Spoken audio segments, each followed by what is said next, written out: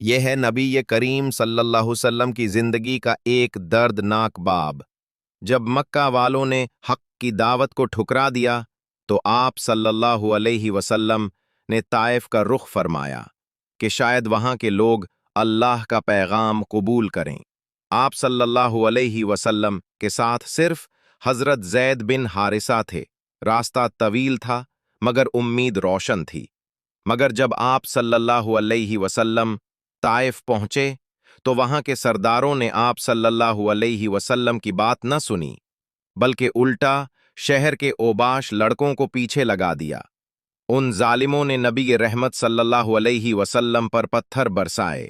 آپ صلی اللہ علیہ وسلم کے قدم لہو لہان ہو گئے۔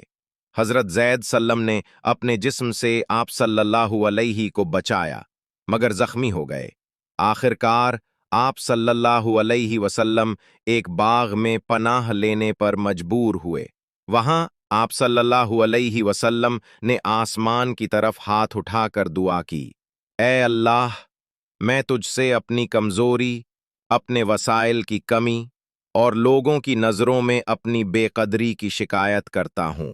تب آسمان سے حضرت جبرائیل علیہ السلام آئے اور پہاڑوں کے فرشتے کو لے کر نازل ہوئے کہ اگر آپ صلی اللہ علیہ حکم دیں تو طائف کے لوگوں کو دو پہاڑوں میں کچل دیا جائے۔